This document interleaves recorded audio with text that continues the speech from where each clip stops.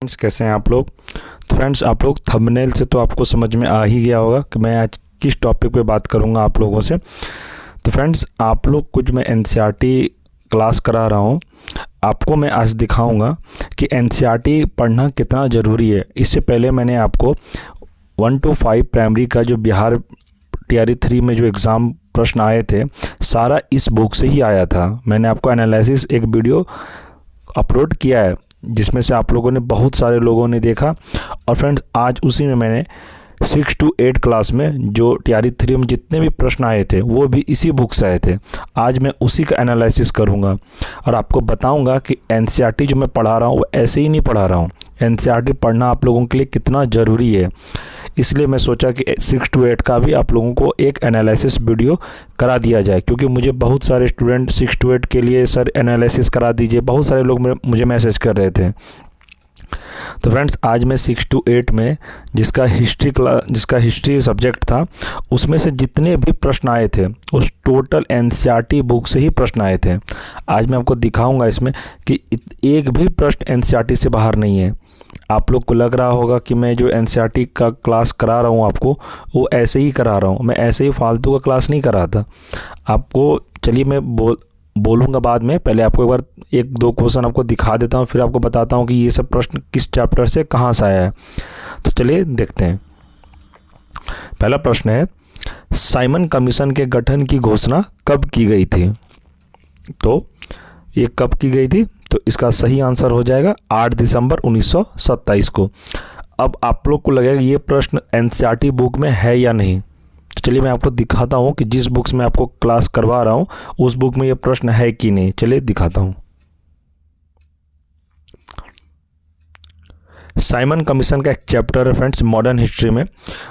आप जैसे ही modern history का पहला चैप्टर जब आप ओपन करिएगा, पहले ही फ्रंट में दिया हुआ है, पहले ही प्रश्न में देखिए, साइमन कमीशन को और श्वेत कमीशन के भी नाम से जाना जाता है। एक प्रश्न आपके लिए यहाँ ये भी है। तो किस वर्ष नियुक्त किया गया था? तो वर्ष 1927 को। और एक बार आपको प्रश्न दिखाता हूँ। साइमन कमीशन की गठन की घोषणा कब की गई थी? तो 8 दिसंबर 1927। तो 1927 आपको याद रखना है और बुक में भी देखिए 1927 है। देख लिए ना, मैं कहा ना फ्रेंड्स कि साइमन कमीशन में अभी आप लोगों को क्लास नहीं कराया हूँ। मैं मॉडर्न हिस्ट्री का आप लोगों को क्लास चल रहा है जिसमें से मैं 4 चैप्टर आपको कंप्लीट करा दिया था। धीरे धीरे मैं यहाँ तक भी आपको पूरा कंप्लीट करा दूंगा। अभी मैं आप लोगों को बस दिखा रहा हूँ कि एनसीईआरटी पढ़ना कितना ज़रूरी है, इसलिए मैं हर वीडियो में कहता हूँ कि एनसीईआरटी पढ़िए। बहुत स्टूडेंट मेरी बात से सहमत होंगे, बहुत स्टूडेंट मेरी बात से सहमत नहीं होंगे, लेकिन मुझे उससे फ़र्क नहीं पड़ता फ्रेंड्स। लेकिन मैं आप लोगों का रिज़ल्ट ख़राब ना हो, बस इसलिए आपको बार बार कहता हूँ कि एनसीईआरटी पढ़िए। दूसरा बुक मत खरीदिए, बस एनसीईआरटी अगर आपको बुक मिलता है बस वही पढ़िए। और प्रश्न में दिखाता हूँ आपको, बहुत सारा प्रश्न है जो कि इसी बुक से आया है। कम से कम 70% यही बुक से प्रश्न आया है।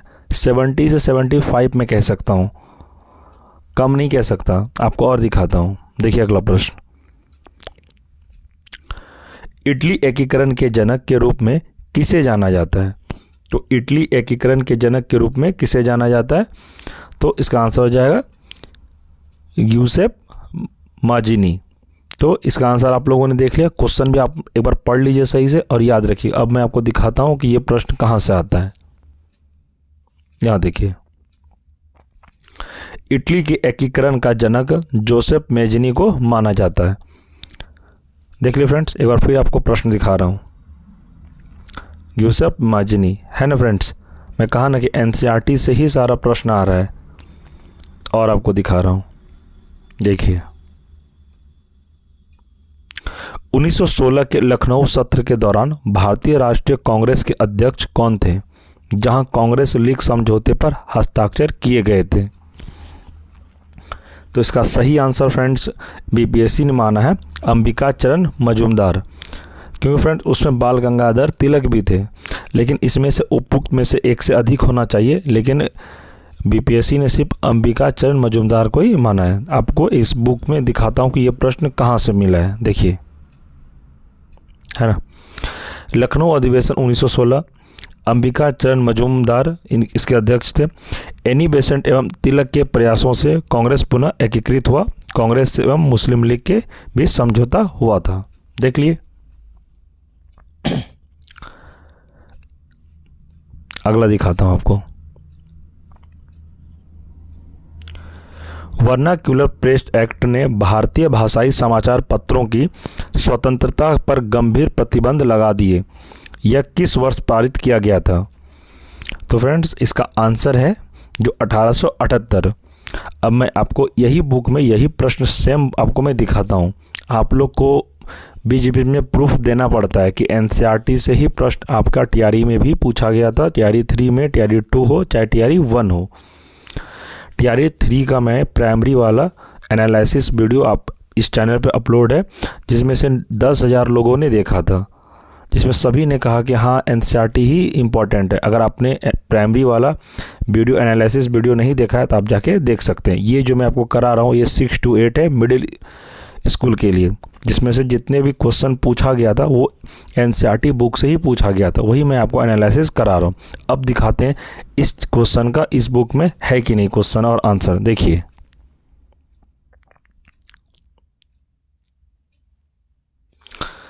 लीटन द्वारा वर्नाक्यूलर प्रेस एक्ट पारित कर किस वर्ष भारतीय समाचार पत्रों पर प्रतिबंध लगा दिया गया था? वर्ष 1878। आप देख लीजिए, मैं थोड़ा जूम कर दे रहा हूँ, देखिए है ना, 1878 वर्नाक्यूलर प्रेस एक्ट पारित कर किस वर्ष भारतीय समाचार पत्रों पर प्रतिबंध लगा दिया गया। एक बार मैं आपको प्रश्न फिर से दिखा रहा हूँ, देखिए। वर्नाक्यूलर प्रेस एक्ट ने भारतीय भाषाई समाचार पत्रों पर स्वतंत्रता पर गंभीर प्रतिबंध लगा दिए। तो किस वर्ष? 1878 यहाँ पर है, देखिए बुक में भी यही होगा, है ना। देखिए, इसलिए मैं कहता हूँ फ्रेंड्स कि एनसीईआरटी पढ़िए। बार बार मैं कहता हूँ, जो भी मैं वीडियो का क्लास आपको करा रहा हूँ, मैं वीडियो की स्टार्टिंग में भी बोलता हूँ और वीडियो के अंत में भी यही बोलता हूँ कि एनसीईआरटी छोड़कर आप दूसरा बुक मत पढ़िए। कोई कितना भी आपको बताए कि इस सर का बुक पढ़ लो, इसका बुक पढ़ लो, ये एनसीईआरटी है, ऐसा कुछ नहीं है। आप ज़्यादा नोट्स के पीछे मत पागल होइए कि नोट्स मिल जाएगा। नोट्स से कुछ नहीं होगा जब तक आप पढ़िएगा ना, सही चीज़ पढ़िए। मैं आपको जितना करा रहा हूँ बस आपको एग्ज़ाम से रिलेटेड ही आपको सारा क्लास दिया जा रहा है। ऐसा तो अब मैं चाहता तो मैं भी आप लोगों को बहुत सारा क्वेश्चन आंसर कराता है, जैसे और सब यूट्यूब में मैराथन वीडियो तो एमसीक्यू दिन रात क्लास पे क्लास, तो मैं वैसा नहीं कर रहा हूँ। जो एग्ज़ाम में पूछने लायक है क्वेश्चन, जो बीपीएससी, आप लोग बीपीएससी का पैटर्न को नहीं समझे। जिस दिन आप पैटर्न समझ जाइएगा तो आप लोगों के लिए एग्ज़ाम बहुत ईजी हो जाएगा। और आपको मैं क्वेश्चन दिखाता हूँ,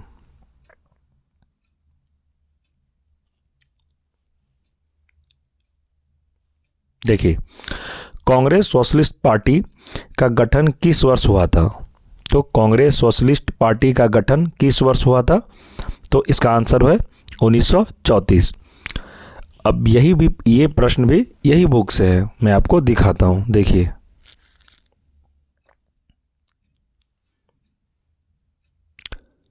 बिहार सोशलिस्ट पार्टी के संस्थापक जयप्रकाश नारायण, जिन्हें लोकनायक के नाम से जाना जाता है, ये यहाँ पर हो गया। आपको मैं दिखा रहा हूँ। कांग्रेस सोशलिस्ट पार्टी की पहली बैठक कहाँ हुई थी? तो पटना में हुई थी, वर्ष 1934 को। एक बार आपको प्रश्न और दिखा रहा हूँ, देखिए। कांग्रेस सोशलिस्ट पार्टी का गठन किस वर्ष हुआ? तो 1934 है। फिर यही प्रश्न इस बुक में आपको मैं दिखा रहा हूँ, देखिए, एक बार ध्यान से देखिएगा। कांग्रेस सोशलिस्ट पार्टी की पहली बैठक कहाँ हुई थी?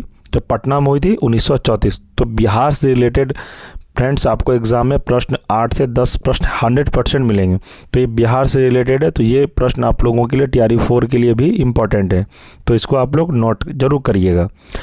आज मैं आपको इस वीडियो में बस बताने का यही उद्देश्य है कि एनसीईआरटी अगर आप लोग नहीं पढ़ रहे हैं अभी तक, तो एनसीईआरटी पढ़ना शुरू कर दीजिए। दूसरा बुक को बंद करिए और एनसीईआरटी पढ़िए। मैं चाहूँ तो आपको बोल दूं कि आप बिहार का एनसीईआरटी किताब भी पढ़ सकते हैं, लेकिन एनसीईआरटी किताब में बहुत सारा जो पॉइंट होते हैं वो अपडेटेड नहीं है, क्योंकि बीपीएससी खुद कहा है कि एनसीईआरटी का ही मैं मानूंगा, क्योंकि एनसीईआरटी में बहुत सारा जो क्वेश्चन बहुत लड़का लोग टीआरई 3 में चैलेंज किए थे, तो एससीईआरटी किताब में जो था वो बीपीएससी नहीं माने, वो बोले नहीं एनसीईआरटी में अपडेटेड मिलता है, इसलिए आप एससीईआरटी भी मत पढ़िए, बस एनसीईआरटी पढ़िए। और मैं आपको प्रश्न दिखा रहा हूँ, देखिए।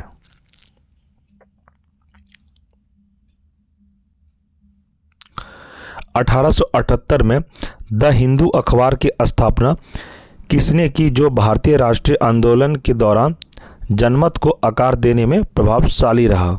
तो इसका आंसर है वी राघवाचार्य।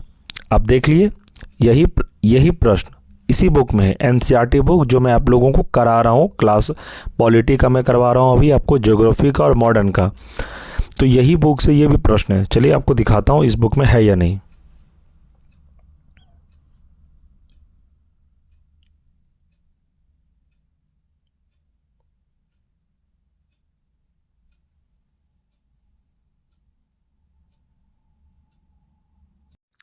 ये देखिए, है ना, हिंदू 1878 वी राघवाचार्य, है ना। देखिए बार फिर से आपको प्रश्न दिखा रहा हूँ। द हिंदू अखबार की स्थापना 1878 में जो भारतीय राष्ट्रीय आंदोलन के दौरान जनमत को आकार देने में प्रभावशाली रहा, तो वी राघवाचार्य थे ये। तो यहाँ देखिए आपको दिखा रहे हैं, हिंदू 1878 है और वी राघवाचार्य, है ना।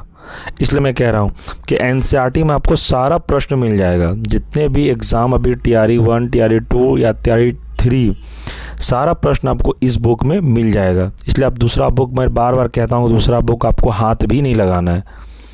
आपको मैं जितना करा रहा हूँ आप बस कर लीजिए, इसके बाहर आपका प्रश्न एक भी नहीं जाएगा। मैं गारंटी 100% कहता हूँ। गारंटी में इसलिए भी, आप लोग खुद भी देख लीजिए, टीआरई 2 में भी प्रश्न यहीं से पूछा, टीआरई 3 में भी एनसीईआरटी यही बुक से प्रश्न पूछा। इसलिए कहता हूँ, मैं जो कह रहा हूँ फ्रेंड्स, आप बात मानिए और अपना एनसीईआरटी बुक ही पढ़िए। अब देखिए नेक्स्ट प्रश्न आपको मैं दिखा रहा हूँ, देखिए। निम्नलिखित में से कौन से प्रमुख कपास उत्पादक राज्य है? तो कौन सा राज्य है? इसमें ऑप्शन सभी को माना उपयुक्त में से एक से अधिक। तो देखिए ये वाला प्रश्न मैं आपको इसी बुक में दिखा रहा हूँ।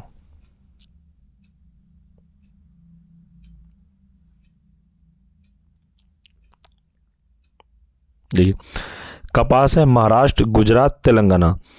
तो महाराष्ट्र, गुजरात, तेलंगाना किस में है? देखिए इसमें महाराष्ट्र है, गुजरात है, तेलंगाना है।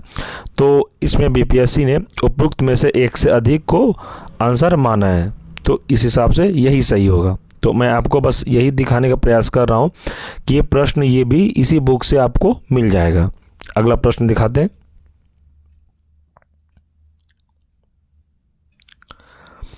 वेम्बनाड झील भारत के निम्नलिखित में से किस राज्य में है? तो यह है केरल में।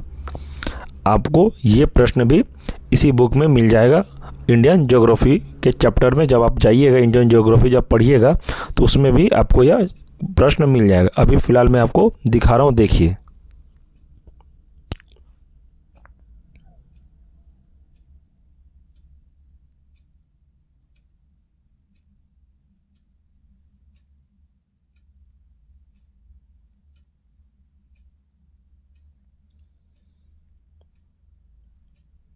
यहाँ देखिए भारत की प्रमुख झीलें, है ना, वेम्बनाड जो कि एक केरल राज्य में स्थित है। मैं कहा ना फ्रेंड्स, सारा क्वेश्चन आपको इसी बुक से मिलेगा। ये जल प्रपात और झीलें वाला जब चैप्टर आप निकालिएगा तो ये वाला क्वेश्चन आपको मिल जाएगा। वेम्बनाड झील भारत के निम्नलिखित में से किस राज्य में? तो केरल में। इंडियन ज्योग्राफी जब आप ये बुक आपके पास अगर अवेलेबल है अभी, तो ये जल प्रपात और झील वाला जब आप चैप्टर निकालेंगे तो आपको इसमें मिल जाएगा। और बहुत सारा फ्रेंड्स इसमें लोग का कहना है, आप लोग कहते भी हैं, अगर सर मैं ये बुक नहीं खरीदूं तो क्या आप अपने चैनल पे पूरा एनसीईआरटी करा देंगे? तो फ्रेंड्स बिल्कुल मैं करा दूंगा। आपको अगर बुक नहीं आपको ख़रीदना है तो कोई दिक्कत नहीं, आप हमारे चैनल से जुड़कर पूरा का पूरा एनसीईआरटी बुक पढ़ सकते हैं। मैं आपको ज्योग्राफी, पॉलिटी और मॉडर्न अभी पढ़ा ही रहा हूँ, धीरे धीरे मैं सारा सब्जेक्ट इसमें शुरू कर दूंगा। इसलिए आपके पास बुक नहीं है तो कोई बात नहीं, आपको मैं इसी चैनल पे सारा कंप्लीट करा दूंगा। टीआरई 4 से रिलेटेड जितने भी प्रश्न आएंगे आपको एग्ज़ाम से पहले तक सारा सब्जेक्ट कंप्लीट मिलेगा आपको। और आगे दिखाते हैं, देखिए। भारत में बॉक्साइट का सबसे बड़ा उत्पादक राज्य कौन सा है? तो ये कौन सा है? तो इसमें देख लीजिए तमिलनाडु, कर्नाटक, बिहार। तो इनमें से कोई आंसर नहीं है। तो बीपीएससी ने भी माना उपयुक्त में से कोई नहीं। और आपको दिखाते हैं कि ये बॉक्साइट वाला जो प्रश्न है वो इसी बुक में है। वो कौन सा उसका सही आंसर है, चलिए देखते हैं।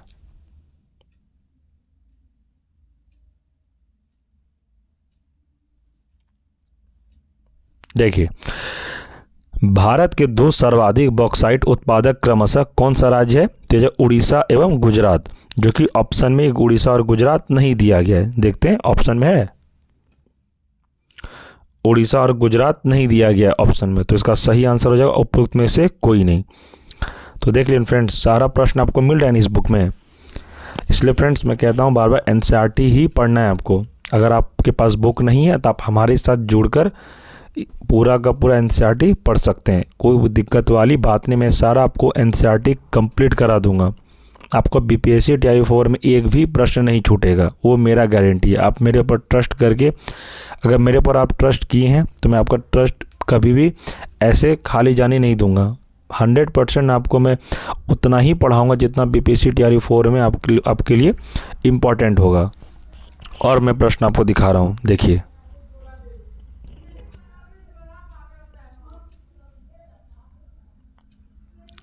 देखिए, भारत में सन 1904 में प्रथम सीमेंट उद्योग संयंत्र कहाँ स्थापित किया गया था?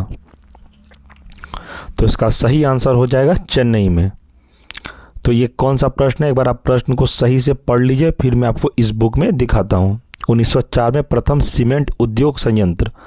तो चलिए दिखाते हैं इस बुक में ये प्रश्न है या नहीं। चलिए देखते हैं।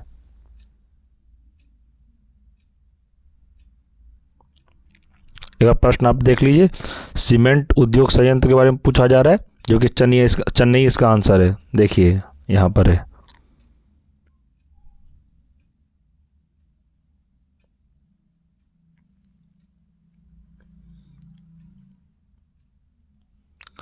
वर्ष 1904 में देश का प्रथम सीमेंट कारखाना कहाँ स्थापित किया गया था? तो ये जगह चेन्नई में। मैं कह रहा था फ्रेंड, सारा प्रश्न आपको इस बुक में मिलेगा, बस आप लोग पढ़ते नहीं हैं। दुनिया भर का बुक खरीद लेते हैं, मैं और बुक का नाम नहीं लूँगा, लेकिन बहुत सारा आप लोग मार्केट में देखते हैं, जैसे एग्ज़ाम आता है बस वो सब बुक छपना शुरू हो जाता है, बस आप लोग पागल हो जाते हैं खरीदने के लिए। ये नहीं सोचते हैं कि कौन सा पढ़ें जो कि एग्ज़ाम में हमारे लिए इम्पॉर्टेंट है। पैटर्न समझिए। और आप लोग बड़ा बड़ा चैनल के पीछे जाते हैं कि नहीं हम पढ़ेंगे, इससे पढ़ेंगे, उससे पढ़ेंगे, मैराथन में ज़्यादा आप लोग ध्यान देते हैं, तो उससे आपको समझ में बिल्कुल नहीं आएगा। जब तक क्लास करिएगा मैराथन तभी तक समझ में आएगा। अगर सही से कॉन्सेप्ट वाइज नहीं पढ़े तो आपका एग्ज़ाम बिल्कुल नहीं निकलेगा। और आगे मैं दिखा रहा हूँ क्वेश्चन कितना कितना इस बुक से मिला है। देखिए, निम्नलिखित में से कौन सी सिंधु नदी की सहायक नदी कश्मीर क्षेत्र में मिलती है? तो इसका सही आंसर है सहयोग। देख लिए, यही वाला प्रश्न आपको इसी बुक में मिलेगा। तो चलिए दिखाते हैं आपको।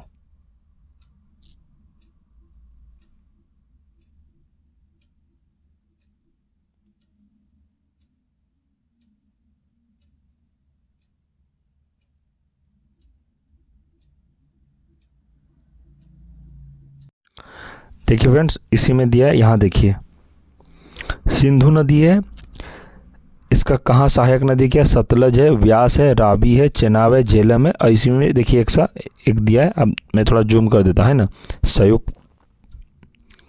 इसलिए मैं कह रहा हूँ फ्रेंड्स, सारा का सारा प्रश्न आपको एनसीईआरटी वाली बुक में ज़रूर मिलेगा।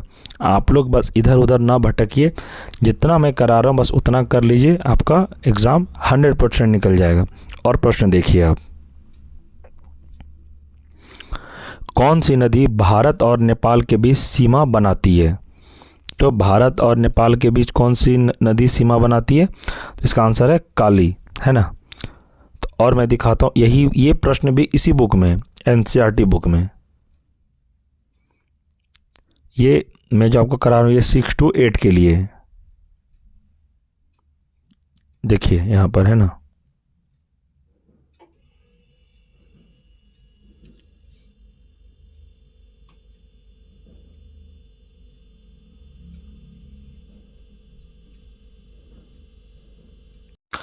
देखिए फ्रेंड्स, इसी में आपको इसका आंसर मिल गया, यह है ना भारत और बांग्लादेश के यहाँ पे इसी में देखिए है ना सिंधु नदी किस नदी पे मिलती है, इसका आंसर है यहाँ काली। ऐसे का आंसर इसमें दिया हुआ है, देखिए आप। नेक्स्ट देखते हैं,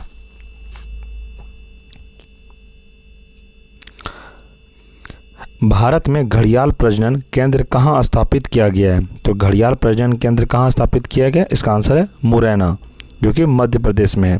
आपको दिखाते हैं, ये प्रश्न भी इसी बुक में है।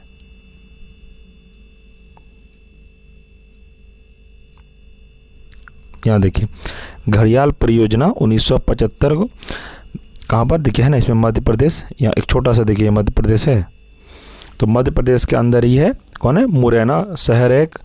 तो ये घड़ियाल प्रजनन परियोजना मध्य प्रदेश में, तो ये भी प्रश्न आपको इसी बुक में मिल गया। और आपको नेक्स्ट प्रश्न दिखाते हैं,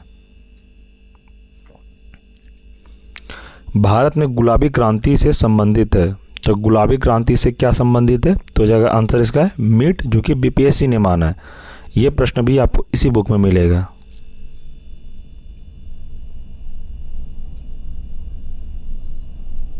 है ना, गुलाबी क्रांति, प्याज उत्पादन, झींगा, मछली, तो यह भी बीपीएससी ने माना है, इसको आंसर मीट। देख लिए, ये भी प्रश्न आपको मिल गया इसमें, और आपको दिखा रहे हैं।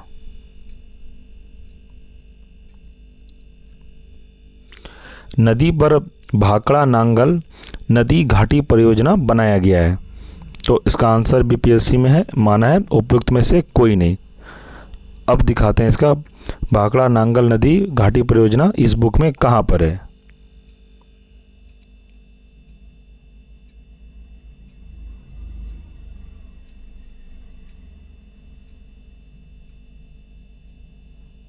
देखिए, सतलज नदी है, भाखड़ा नांगल नाथपा झाकड़ीबाद कुल, जो कि चंबल नदी में है ना। मिल गया ना, ये प्रश्न भी आपको मिल गया। यहाँ मैं थोड़ा जूम कर देता हूँ, देख लीजिए।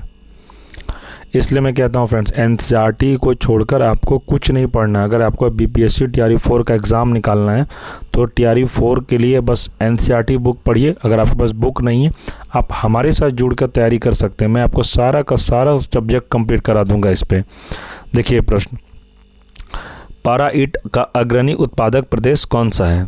तो इसका आंसर है बिहार। अब दिखाते हैं, ये प्रश्न भी इसी बुक में है।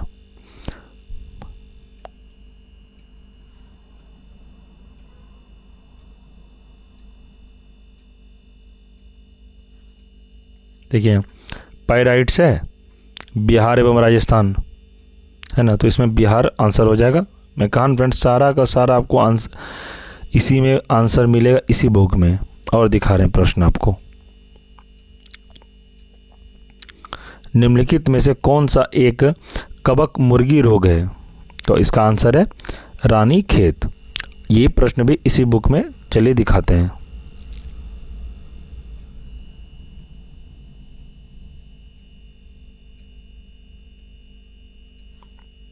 देखिए, रानीखेत रोग किससे संबंधित है? तो मुर्गियों से, है ना। एक बार प्रश्न आपको फिर से दिखा देता हूँ, देखिए यहाँ क्या लिखा है, कौन सा एक कवक मुर्गी रोग से है? तो रानीखेत के बारे में। तो देखिए यहाँ रानीखेत है, रानीखेत रोग किससे संबंधित? तो मुर्गियों से। इसलिए मैं कहता हूँ फ्रेंड्स, एनसीईआरटी बुक पढ़िए, अदरवाइज़ कोई बुक मत पढ़िए। आपका एग्ज़ाम बिल्कुल नहीं निकलेगा अगर 10 किताब के फेयर में आप रह जाइएगा तो। आगे दिखाते हैं,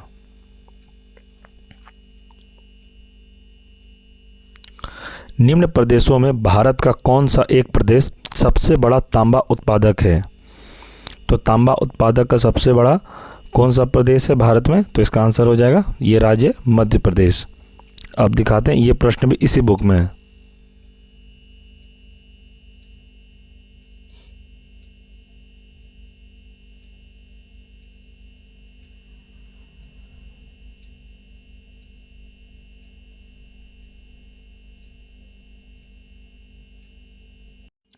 देखिए फ्रेंड्स, यहाँ पर है, तांबा का सर्वाधिक उत्पादन मलाजखंड क्षेत्र, जो कि मध्य प्रदेश में होता है, जबकि इसके सबसे अधिक भंडार राजस्थान में है।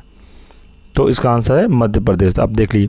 और फ्रेंड्स, आपको एक ट्रिक मैं बता रहा हूँ, अगर आपके पास यह बुक है, जितना भी ये जो बॉक्स में बंधा हुआ है ना, इसको आप थोड़ा अच्छे से देख लीजिएगा, क्योंकि यहाँ से भी प्रश्न ज़्यादा जो इम्पोर्टेंट है, तो इस बुक में सबसे अच्छा बात है इसको हाईलाइट कर दिया गया है, जो कि स्टूडेंट के लिए बहुत ही अच्छी बात है। आप लोग ये जितना भी चैप्टर में ऐसा आपको प्रश्न मिलेगा, आप 1 से 2 बार ज़रूर पढ़ जाइएगा। आगे दिखाते हैं और प्रश्न है इसमें। राष्ट्रीय मानवाधिकार आयोग भारत में निम्न में से किस वर्ष स्थापित किया गया था? तो इसका आंसर है 1993। राष्ट्रीय मानवाधिकार आयोग दिखाते हैं, यह प्रश्न भी इसी बुक में है। मानवाधिकार आयोग नई दिल्ली 1993 में है ना फ्रेंड्स। मैं बोला ना, सारा प्रश्न आपको इस बुक में मिलेगा। देखिए एक और है, सूचना का अधिकार भारत में। तो इसका सही आंसर क्या हो जाएगा? सूचना का अधिकार। तो मूल अधिकार, कानूनी अधिकार, सामाजिक, ये तीनों सही है, इसलिए बीपीएससी ने उपयुक्त में से 1 से अधिक आंसर माना। तो ये प्रश्न भी आपको इसी बुक में मिलेगा। देखिए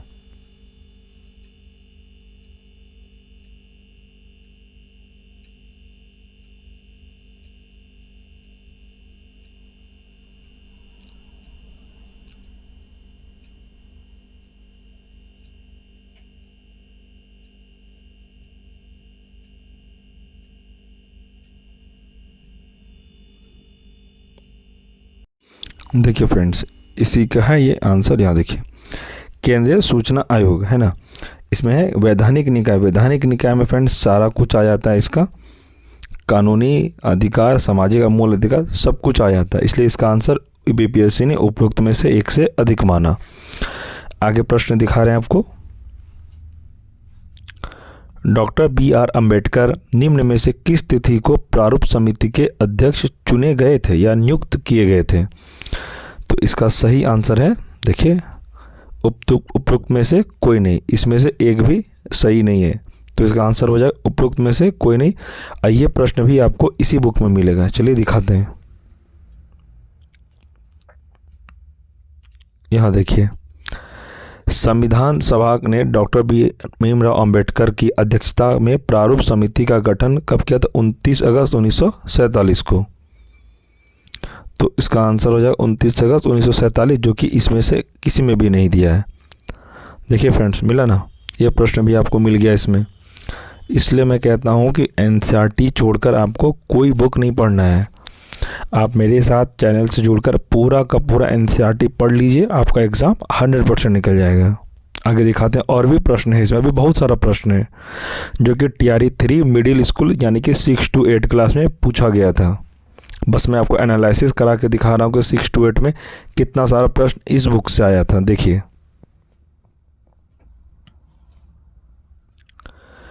निम्न में से 1928 में मोतीलाल नेहरू तथा अन्य द्वारा एवं 1931 में भारतीय राष्ट्रीय कांग्रेस के कराची अधिवेशन द्वारा प्रारूपित भारत के संविधान की कौन सी सामान्य विशेषता थी?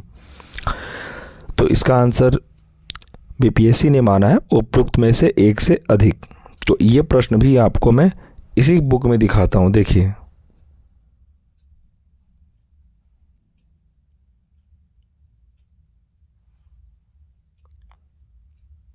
एक बार प्रश्न आपको मैं फिर से दिखा रहा हूँ। देखिए, 1928 और 1931 कांग्रेस कराची अधिवेशन के बारे में पूछा गया। देखिए यहाँ पे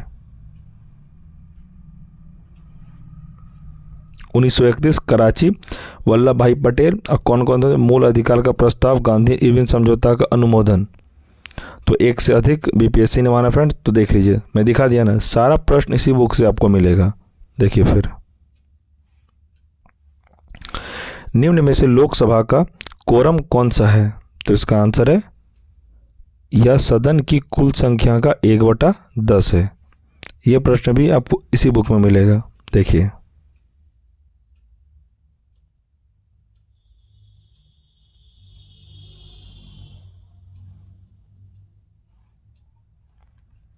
लोकसभा और राज्यसभा की गणपूर्ति सदन की कुल सदस्य के 1/10 संख्या से होती है। देखिए फ्रेंड्स, मैं कहा ना, सारा प्रश्न आपको इस बुक में मिलेगा। अगर आप लोग पढ़े रहते हैं ना, तो आपको पता चलता है कि ये सब प्रश्न इस बुक में हैं। आप लोग पढ़े नहीं हैं, इसलिए आप लोग को अभी अकबका रहे होंगे कि ये सब प्रश्न इसी बुक से मिला था। और दिखा रहे हैं आपको, रुकिए।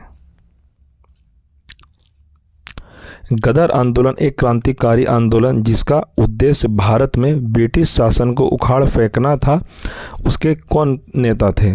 तो इसमें से एक भी सही नहीं है, तो बीपीएससी ने उपरोक्त में से एक से नहीं आंसर को माना है। आपको दिखाते हैं गदर आंदोलन के नेता कौन थे, चलिए देखते हैं इसमें।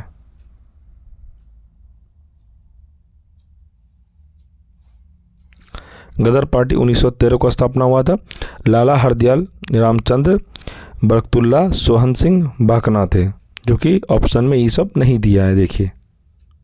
इसलिए इसका आंसर उपरोक्त में से एक से नहीं होगा आंसर। देखिए फ्रेंड्स, मिला ना, सारा प्रश्न आपको इस बुक से मिल जाएगा। और देखिए यहाँ पे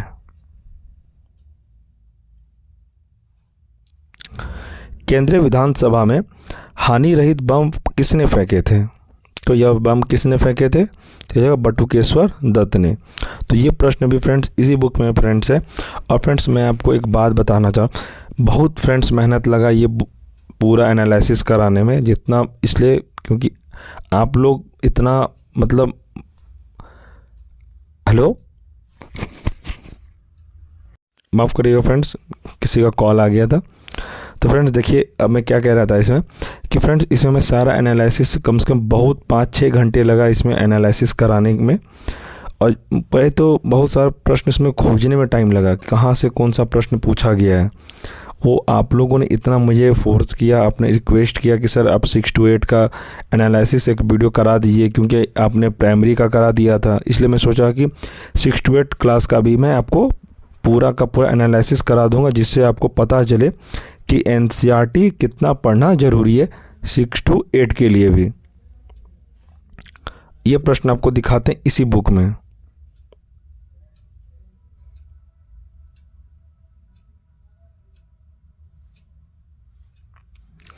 बटुकेश्वर दत्त है ना आंसर। केंद्रीय विधानसभा में बम फेंका था 1929 में। मिल गया ना फ्रेंड्स, इसी बुक में सारा प्रश्न मिलेगा आपको, एनसीईआरटी बुक में। इसलिए बार बार कहता हूँ, एनसीईआरटी छोड़कर आपको कुछ नहीं पढ़ना है। कोई भी टीचर आपको बोले कि मेरा बुक खरीद लीजिए, मेरा नोट्स ले लीजिए, आपको बिल्कुल नहीं लेना है। चुपचाप एनसीईआरटी बुक पढ़िए। आपके पास एनसीईआरटी बुक नहीं है, आप हमारे साथ जुड़िए, मैं आपको पूरा का पूरा गाइड करूँगा कैसे आपको पढ़ना है, एग्ज़ाम में कैसे निकलेगा, कौन सा टॉपिक आपके लिए बेटर होगा, सारा कुछ बताऊँगा। आगे प्रश्न देखते हैं अभी। सुभाष चंद्र बोस किस वर्ष भारतीय राष्ट्रीय कांग्रेस के अध्यक्ष बने थे? तो इसका आंसर है उपरोक्त में से एक से अधिक, क्योंकि फ्रेंड्स ये 1938 में भी इसका अध्यक्ष बने थे। ये 2 बार अध्यक्ष चुने गए थे कांग्रेस के। तो इसका आंसर हो जाएगा उपरोक्त में से एक से अधिक। तो ये प्रश्न भी आपको इसी बुक में मिलेगा, दिखाते हैं, चलिए।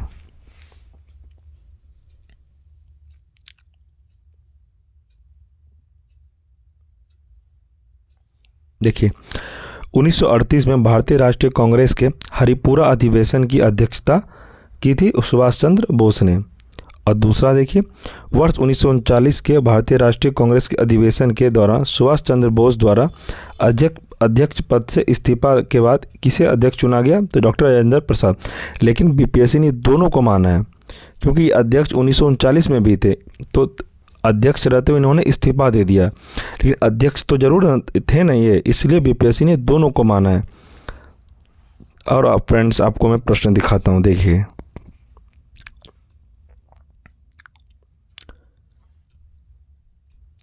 हमारे शरीर में मलेरिया परजीवी का भंडारण स्थल है, तो कहाँ पर है? तो जगह आंसर पीलाहाम में। ये प्रश्न भी मैं आपको इसी बुक में दिखाता हूँ, ये बायोलॉजी का प्रश्न है, देखिए।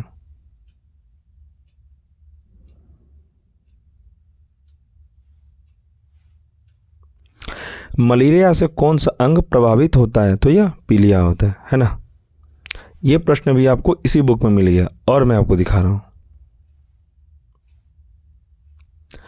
किस हड़प्पा स्थल पर हमें जूते हुए खेत के साक्ष्य मिले? मतलब किस हड़प्पा स्थल पर हमें जूते हुए खेत के साक्ष्य मिले थे? तो इसका आंसर है कालीबंगन, जो कि राजस्थान में है। और मैं आपको दिखा रहा हूँ, ये भी प्रश्न इसी बुक में है।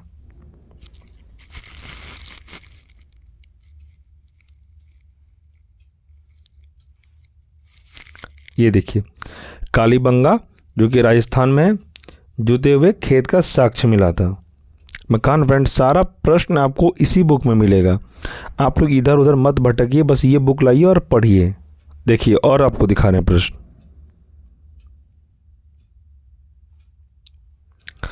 एशियाटिक सोसाइटी ऑफ बंगाल की स्थापना किसके द्वारा की गई थी?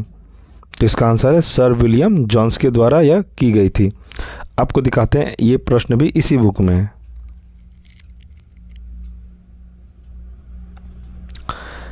वर्ष 1784 में कलकत्ता में एशियाटिक सोसाइटी ऑफ बंगाल की स्थापना किसके द्वारा की गई थी? तो सर विलियम जोन्स के द्वारा की गई थी। एक बार प्रश्न आपको और दिखाते हैं, देखिए है ना, ये प्रश्न आप एक बार देख लीजिए सही से, फिर आपको दिखा रहे हैं आंसर इसका इस बुक में है कि नहीं। देखिए, इसलिए फ्रेंड्स मैं कहता हूँ 6 to 8 के लिए भी ये बुक इम्पॉर्टेंट, अगर आप टीजीटी का तैयारी कर रहे हैं या फिर पीजीटी का, इसके लिए भी यह बुक बहुत ही इम्पॉर्टेंट है। आप अगर ये बुक अच्छे से पढ़ लेते हैं, क्योंकि 6 से लेकर 12 क्लास तक एनसीईआरटी के सार संग्रह बुक है ये, आपका इससे बाहर प्रश्न एक भी नहीं जाएगा। बस आप लोग अच्छे से 1 से 2 बार आप पढ़ लीजिए, आपका एग्ज़ाम निकल जाएगा। देखिए फ्रेंड्स, मैंने आपको सारा का सारा इसमें क्वेश्चन आपका एनालिसिस करा दिया, जिसमें से अभी तक कोई भी आपको इतना एनालिसिस सही से नहीं कराया होगा। और फ्रेंड्स, आपको यह एनालिसिस कराने का मेरा एक ही उद्देश्य है, क्योंकि आप लोग एनसीईआरटी नहीं पढ़ते हैं, बस एनसीईआरटी पे आपका भरोसा जताने के लिए आप एनसीईआरटी पे ट्रस्ट करके आप एनसीईआरटी पढ़िए। इसलिए मैं एनसीईआरटी बुक का आपको एनालिसिस वीडियो करा दिया। और फ्रेंड्स, एनसीईआरटी आप नहीं लेते हैं तो आप हमारे चैनल से भी जुड़कर पढ़ सकते हैं। देखिए, इस सारा का सारा प्रश्न मैंने आपको इस वीडियो में कंप्लीट करा दिया। और फ्रेंड्स, आप जाके बुक खरीद के मिला लीजिएगा, सारा प्रश्न आपको इसी बुक से मिलेगा। जितना भी प्रश्न है, बस एनसीईआरटी आप पढ़िए और एग्ज़ाम में एक सीट को कंफर्म करिए। और फ्रेंड्स, आप अगर टीआरई 4 का तैयारी करना चाहते हैं, आप हमारे चैनल से जुड़कर टीआरई 4 का फुल कोर्स कंप्लीट करिए। यूट्यूब पर मैं पूरा का पूरा पढ़ा रहा हूँ, उसमें ज्योग्राफी, पॉलिटी, मॉडर्न अभी चल रहा है, और एमसीक्यू का भी मैं आपको सेशन करा रहा हूँ।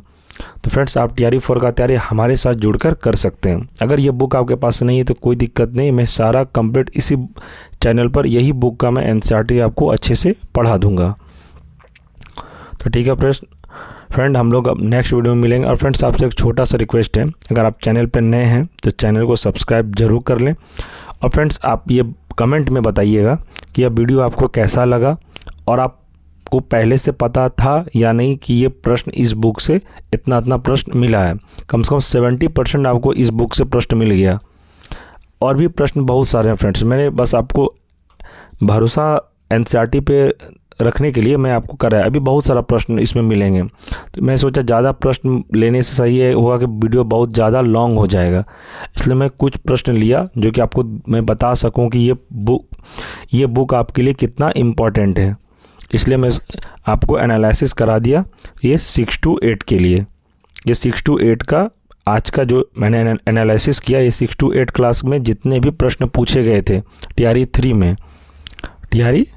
3 में, वो सारा का सारा कंप्लीट मैंने आपको करा दिया। और फ्रेंड्स, आप अच्छे से तैयारी करिए, एनसीईआरटी को छोड़कर कुछ मत पढ़िए, आपका रिजल्ट 100% हो जाएगा। तो ठीक है फ्रेंड्स, हम लोग नेक्स्ट वीडियो में मिलेंगे। और फ्रेंड्स, आप अगर टेलीग्राम से ज्वाइन होना चाहते हैं तो वीडियो के डिस्क्रिप्शन में लिंक दिया है, आप टेलीग्राम से ज्वाइन हो जाइए। वहाँ पे आपको पीडीएफ नोट्स, स्टडी मटेरियल, सारा कुछ एग्ज़ाम से रिलेटेड मिलता रहेगा। और फ्रेंड्स, एक बात, आप हमारे चैनल पे डेली ज्योग्राफी, पॉलिटी का क्लास चल रहा है, आप क्लास करिए और अपना बीपीएससी टीआरई 4 का तैयारी को अच्छे ढंग से बेहतरीन बनाइए। तो ठीक है फ्रेंड्स, वीडियो पसंद आया हो तो लाइक करें और अपने दोस्तों में भी इसे शेयर करें। और फ्रेंड्स, आप कमेंट करके बताइएगा कि यह वीडियो आपको कैसा लगा, और कोई भी डाउट हो तो आप कमेंट करिए और आपको उसका जवाब दिया जाएगा। कोई भी आपको मन में है कि ये सर से पूछना चाहिए तो आप कमेंट करिए, मैं आपको उसका जवाब दूंगा। ऐसा आपको नहीं सोचना है कि सर रिप्लाई नहीं करेंगे, मैं लेट से करूंगा रिप्लाई, लेकिन बिल्कुल रिप्लाई करूंगा। तो ठीक है फ्रेंड्स, नेक्स्ट वीडियो में हम लोग मिलते हैं। और फ्रेंड्स, TRE 4 बहुत जल्द आने वाला है। इधर उधर न्यूज़ के चक्कर में मत पड़िए, TRE 4 का तैयारी आराम से करिए। TRE 4 नेक्स्ट मंथ आपको देखने के लिए ज़रूर मिलेगा, इसलिए फ्रेंड्स लेट मत करना है आपको, बस पढ़िए, कुछ मत सोचिए, बस अपना TRE 4 के पीछे ही लगल रहिए। जितना आप अच्छे से लगे रहिएगा उतना आपका अच्छा रिजल्ट मिलेगा। तो ठीक है फ्रेंड्स, नेक्स्ट वीडियो मिलते हैं। धन्यवाद।